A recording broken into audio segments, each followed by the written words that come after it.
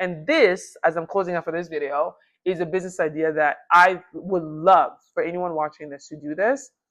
Not a perfect business plan. Stop with the analysis paralysis of some weird business plan that you're never going to execute. AI can do that for you in 1 second.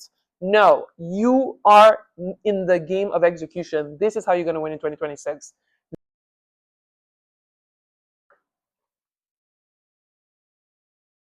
All right, guys, 2026, this is my core little thesis. I think this is not the time to be doing some 5-year life plan, weird vision board. This is the time, I think, is to have brutal, simple, pragmatic, strategic action plan on a quarterly basis that are aligning with the shift that's happening across African economies this year.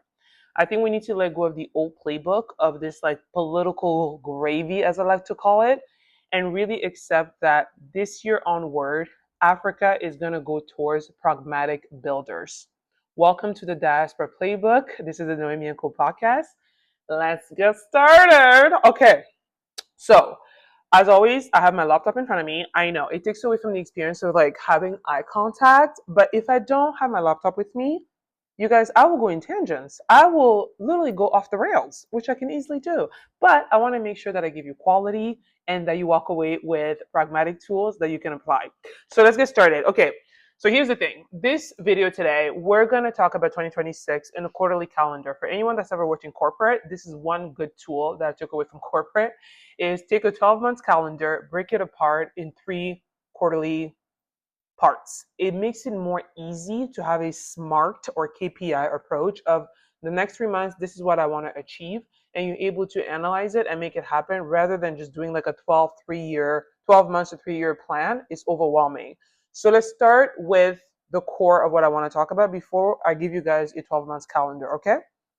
First and foremost, this is an analogy that, okay guys, I'm excited for this analogy, and feel free to take this video, put it on AI and get it to bash what I said and contradict me.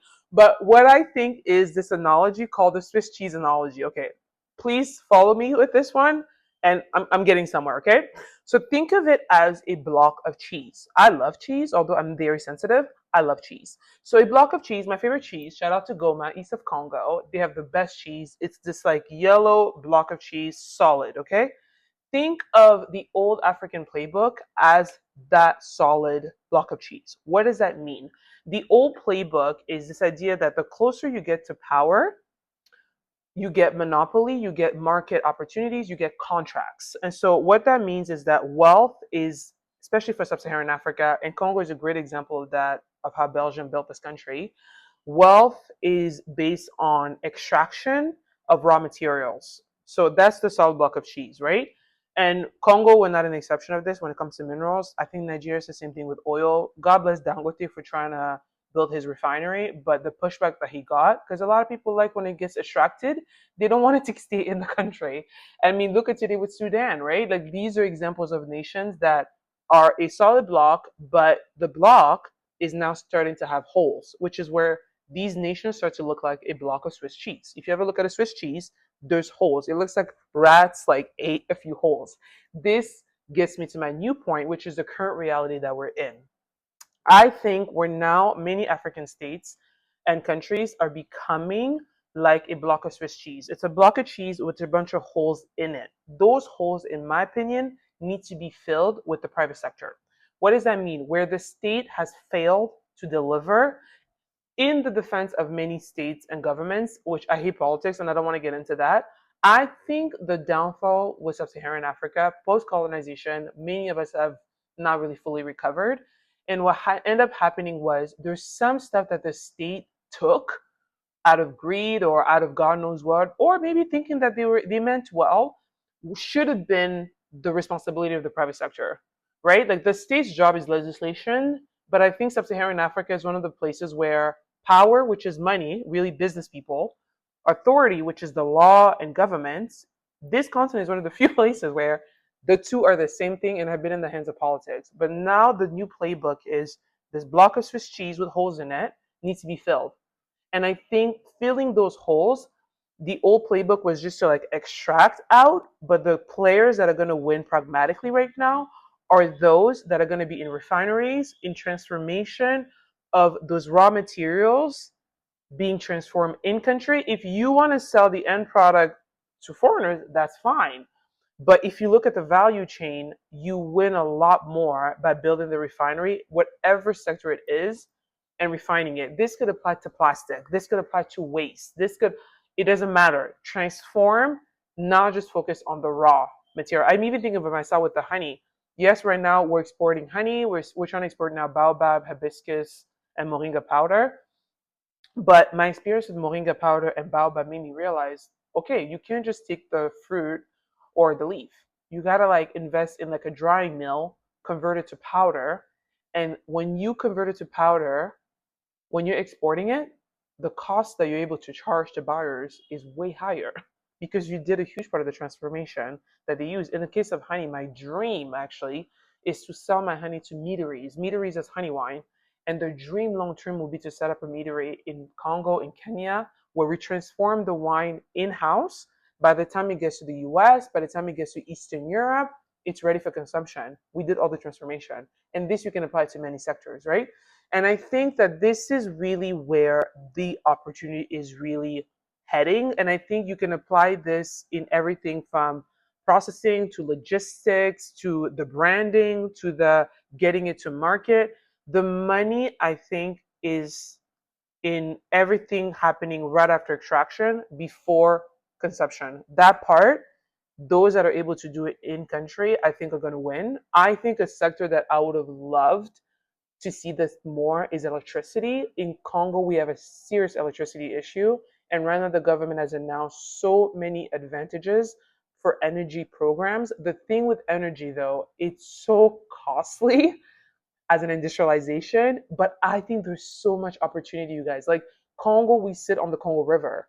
You have to just find a energy company, whether that's in the US, in China, in Japan, Eastern Europe, that are going to bring the know-how, the tools, and you become a shareholder of like 20-30%, and they get to build it on your land that you own in whatever African country. And then you create like an electricity dam, you privatize it, and you charge people per meter. Kenya has something called KPLC. South Africa, with all the shedding, they have like these per pay model. I think those are going to be the winning electricity model if you privatize it. But anyways, that's my dream. Anyways, now let's get back to this because I'm super excited to give you guys this plan. And by the way, this plan, I'm applying it myself and I'm going to talk more in depth with more videos later on. So let's start with the first Q1, okay? Q1 means quarter one. Quarter one, we're talking January to March. I know we're already mid-February. Your girls is starting this a little late, never too late. All right, so I think March is the deadline. Your goal for Q1 right now is just to identify and micro test one supply chain. Okay. What do I mean by that? Again, you guys, this year is not the time to be doing some grand plan, grand business. I don't know what it is. I don't think that's the best use of your time to go too grand. I know I talked about the electricity dam, which is the dream because that's a grand plan. But if you break it apart in smaller steps, maybe not so much. But I think right now for this video, I really want you, as you're listening to this, if you could take a pen and a paper or even on your phone, I want you to break down the calendar. So we're in Q1, January to March. What I want from you, I wrote this down so I don't miss anything. You need to identify a problem, a singular problem. Ladies and gentlemen, please control your emotions. Deviate from being tempted to take it too far. I could start with this and then that. Oh my God, please stop. One problem. Don't overanalyze it. Just one problem. You want to launch one thing, okay? With that, the action is to pick one essential, boring business. It could be imported goods in your target country. It could be things like, honestly, hospital gauze. You guys, hospital like gloves, you know those lab gloves, the blue ones? You can make that with a 3D printer. So easy, so cheap. They sell like hotcakes. You can have school chalk. Yes, chalk. I didn't grow up with chalk in Canada in schools, but school chalk are a thing. They sell like hotcakes, not just to schools, even to factories. Because my factory in Bandudu, we use it to document things because I wanted to go in with like fancy board. The locals are like, we just want a basic board with chalk. So school chalk could be something that you import. Another one that I wrote down, tomato paste. You guys, the amount of tomato paste that I consume here at my mom's house, it's insane. Pick one, and your mission for Q1 is not to build a full-on company. It's just to test this out. I want you to build that muscle for testing. So what you're gonna do is just to complete one transaction, okay? And the key step is very simple. You need to identify where you're going to source this. Are you going to source it on Alibaba? Okay, it will be cheaper if I just fly to China myself. No, like not for this one. Are you going to source it from Turkey? Love Turkey, Istanbul. Are you going to source it from Dubai? From there, how are you going to navigate customs? I think for a first trial like this one, go through a forwarder. Whoever you reach out to on these platforms, ask them if they have a forwarder to your country of interest. And then you want to test a buyer. This I think is really critical. I think rather than doing I'm going to ask my aunt or my cousin, she can go and sell it for me. No, no. Get that family member. You call them and say, hey, I'm looking for a school, a private school. I'm looking for a market, like a small, tiny market, not supermarket, like a grand supermarket. No, no, no, no. A small little boutique in the informal economy that will buy tomato paste. Can you give me one or two contacts? That's what you want. You just want to test that out. The tomato paste coming in from South Africa, I don't know, going through a forwarder into the market, you selling it to that boutique paying you or not paying you. You want that muscle to understand the entire value chain and build that muscle of succeeding and failing. We got to get that muscle out so that way we understand the whole system. And I think once you understand that, you're able to do what? You're able to know real costs. You're able to test a lot of your assumptions. You're able to deliver on real, ugly, messy spreadsheets of actual costs. And you're able to just execute, not a perfect business plan. Stop with the analysis paralysis of some weird business plan that you're never going to execute. AI can do that for you in 1 second. No, you are in the game of execution. This is how you're going to win in 2026. Let's now go to quarter two. Okay, quarter two, I wrote this down. Quarter two, we are in April to June, okay? Your goal is to formalize one key relationship. You guys, this is a quote my dad told me when I moved back to Congo before 5 years ago. He says, Noémie, remplis ton carnet d'affaires. Okay? What does that mean? If I have to translate word for word, fill up your contact book or your contact list. This is the game here. It's a relationship game. Now, I just want to be clear here. I'm not telling you to waste your time on building a relationship with some big government guy with this big CEO. Stop. You're chasing the clout. Stop it. That one relationship could be like the buyer that I said that owns a boutique that's buying your can of tomato paste that you're importing. That could be a key contact. You need that person on your phone, okay? And what I mean by that is like literally what you're doing is what you learned in Q1, now in Q2, you tested the buyers, you want those key relationships. I think the key relationship is always the buyers because they're the one that's going to buy your stuff. They're the one that are moving the capital for you. You need that. And I really think with that, I think for your peace of mind with Q2, once you have that one solid relationship and ideally a buyer, if you want, you can draft a 1-page simple, you guys, please. Nothing like convoluted, nothing lengthy, nothing weird with jargon. Go on AI. I think DeepSeek, when it comes to informal economies of Africa, is actually the best.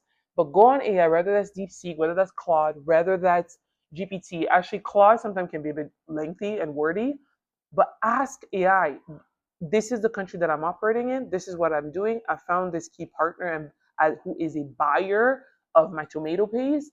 Generate me a 1-pager. And if you want to give it even more instructions, maximum 500 words, that simple term, lay terms of this agreement partnership for 50-50. What should be my ownership? What should be their responsibility? And that way I can send it to them on WhatsApp and go from there. That's it. It's just for your peace of mind. If you think that's valuable, do that. Now let's go to Q3. This one I'm super excited. Okay, I wrote this down. Q3. Now we're in July to September.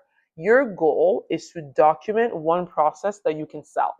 Yes, ladies and gentlemen, this is very nuanced to us fellow African diaspora. You guys, for those of you watching, most of you, I'm assuming, living in the Western economy, US or Western Europe, you have a 9-to-5 job.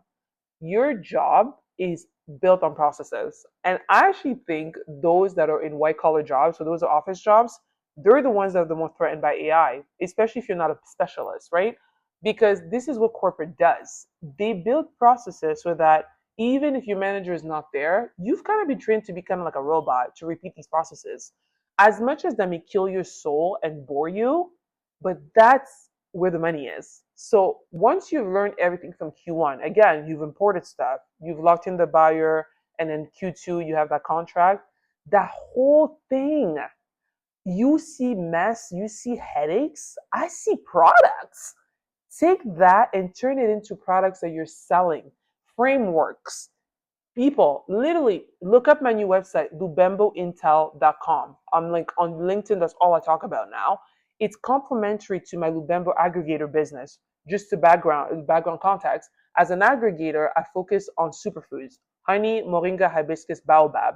I find buyers in key markets, United States, Eastern Europe, and Gulf Arabia. Western Europe, too much bureaucracy, too many weird licenses. I'm over it. So what happened is the last 3 to 4 years, as I've been building my farm in Bandundu, training beekeepers, realizing that I don't really want to be a farmer. I want to be the one that controls the deal flows with Western buyers and Gulf Arabia. All those lessons, all the failures, all the amount of time people stole money from me, all the amount of time I trusted people blindly. You guys, the thing with me, I've documented everything and I turned that into market intelligence that I'm now selling at a subscription of $300 a month or $3,000 a month. LubemboIntel.com. It's all it is. But guess what? People want that because what you're doing, you're helping them de-risk a market that seems like the black hole, aka sub-Saharan Africa. So take one key process that was the messiest from Q1 and Q2, turn it into a product that you get to sell either in a PDF format, in a book, I don't care. You get to sell it. Even someone reaches out to, hey, I know you did that. How did that go? Oh, it didn't work out, but I learned a lot of things. By the way, if you want to get into the same thing, here's the link to I use Gumroad for my Congo starter kit. You guys, use Gumroad. It's great. You get to post a PDF on there and they take away a small percentage for every sale instead of paying a subscription fee. So these are things that you can add on as cash flow that you're sleeping on. But guys, you need to document everything. And I think this is a huge thing I actually find with many founders in the sub-Saharan African community of the diaspora. I don't want to trash or hate on my own kind, but we love to go from idea to millions of dollars. But everything in between, which are processes, documentation, systems, we lack. And I think that in so many times, I've actually been brought on board as an advisor for a startup, for like venture funds, like how to scope out startups in sub-Saharan Africa, especially Congo, Kenya. I pitch investors different portfolios in exchange for equity. And this is the biggest hurdle that many investors have. They're like, Noemi, this person has great ideas, but they don't document anything. They don't have a process in place like an SOP. They don't have an accounting system, which, by the way, an accounting system, yes, most investors want you to have like QuickBooks and Zoho. I upgraded to Zoho in Congo and it's been a game changer. I actually don't even use Zoho just for accounting. I use it for financial projection because I was sick and tired of paying American finance bros consultancy fee that AI could just do if I fed it accounting data because accounting is past data, finance is future data, right?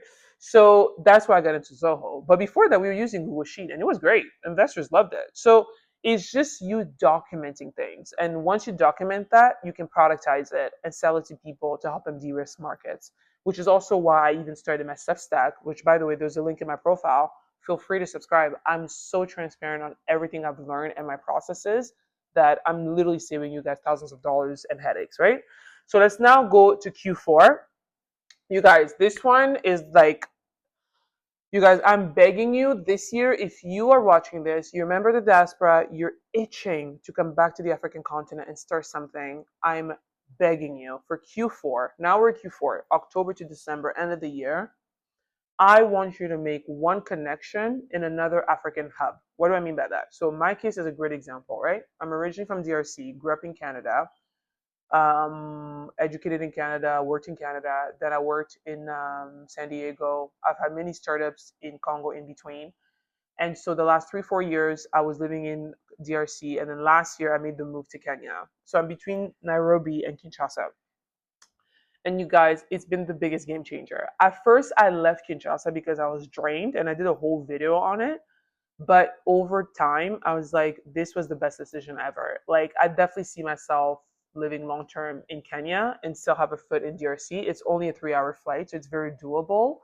But you guys, it's so strategic. If you were originally from, say, Abidjan or Cote d'Ivoire, you gain by building relationship with someone in Mali or even all the way to like East Africa, like Tanzania. You guys, what Kenya has done to my brain has been a major game changer. As much as people think that each African country is so unique, yes, there's some unique aspects, but sometimes not so much. The climate is the same. Other countries may be innovating quicker than yours, and the leverage of funding. It's just the truth. A lot of the funds can move cross border. Congo is part of the East Africa Coalition, which is Kenya is part of. So, and the reality is, Kenya is now one of the first African countries that Western economies can actually send money to via bank payments, like over 10K. You can't send that kind of money from US to Congo. It doesn't accept Congolese banks. So Kenya has become a trading hub, but Kenya does not have the land mass that DRC has. Over 80 plus million arable land of hectares. I don't know when the last time that data was updated. But the reality is it works to my advantage where I'm still able to push for honey to be produced in DRC. And yes, there's some honey producers in Kenya that are way more advanced with better tools, but they don't have access to the amount of hectares and land that we do. And Kenya this year was hit drastically, as you see last year in 2025, with climate change, whereas Congo, we weren't as much. So a lot of the bees were not affected in DRC. So you see where me going to another country that's African, similar culture, similar mentality is leverage. My friend, she moved from Kinshasa to Lubumbashi. I need to visit Lushi, like I still haven't been.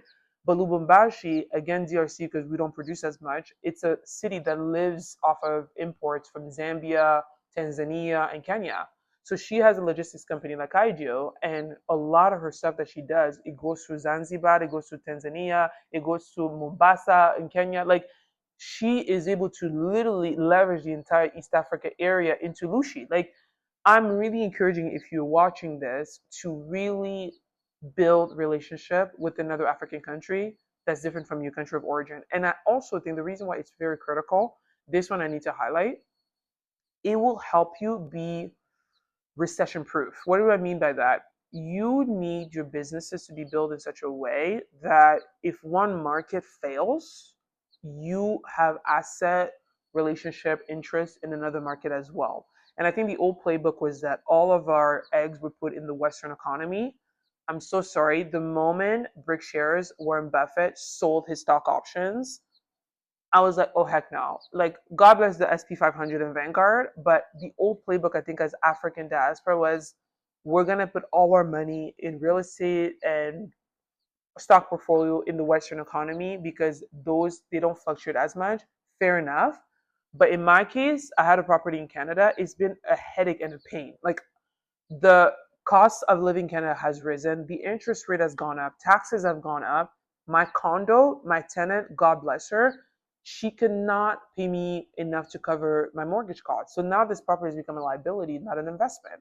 And I think what happens is like I put all my eggs in the Western economy basket and now I'm paying for it. Whereas when you put your eggs in, say, DRC, where I'm building cash flow businesses, Kenya, where I'm able to hold some asset, maybe Abidjan, you see how like if one country kind of hit the fan, the other one becomes you're sort of recession proof.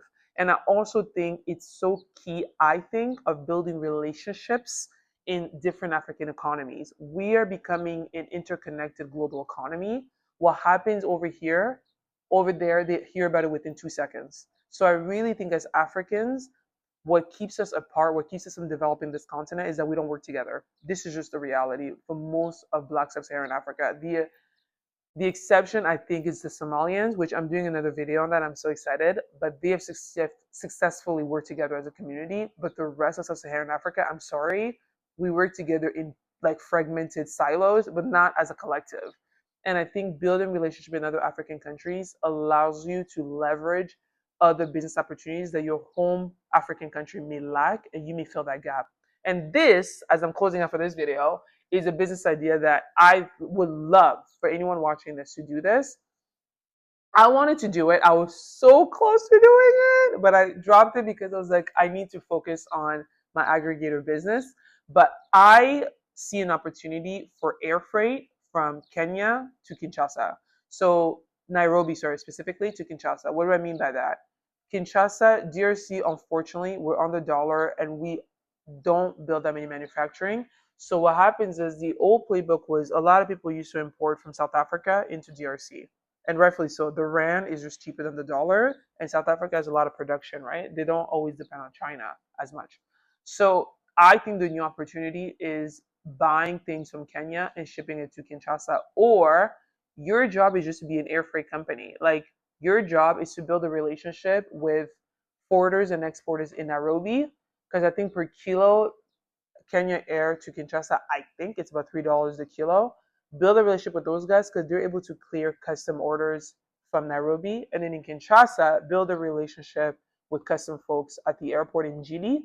And that's literally all you're doing. Like one flight, I think Kenya Airways is every other day. That one flight, you just make sure that you consolidate people's items and then you charge them per kilo and you're gonna make a killer. Like I honestly think whoever does this idea, you're gonna make at least 2-3 grand a flight. And there's a flight every other day, so do the math per week. I think it's a huge moneymaker. Kenya's on M-Pesa, so it's easy to monitor. DRC is a cash economy, but if the stuff are moving from Kenya to Congo, that means you're getting paid in M-Pesa, which is easier for you to monitor your payments, and the tracking. So anyways, that was episode number 2 of the year. I hope it helps you. I know I rambled, but I really, really encourage you to be focused this year, be pragmatic, not overly complicate these plans. The global economy is shifting. Whether we want to hate or love the US, most of our economies, especially sub-Saharan Africa, is backed by the dollar, so we're affected by it. But I really think the key players that are going to win in sub-Saharan Africa are the folks that are able to just mitigate the gap that the state has failed to do by privatizing it in pragmatic ways. And I really think for you listening, rather than overwhelming yourself with some complex business plan that you're never going to execute, keep it simple, one problem, one tool, and ideally something that people already consume. That way you can just test it out and know how to run it. And more importantly, we are not becoming interconnected as Africans. So don't be afraid to visit other African nations. When you have that work vacation coming up, those vacation days, use that as an opportunity to visit other African countries and build relationships. That's what I would do. That's what I do every time I travel. I try to reach out to people online, LinkedIn, grab coffee, and network that way. I hope you enjoyed. Make sure to subscribe and also subscribe to my YouTube and subscribe to my Substack where I dish out all these ideas to help you guys out. Have a good day.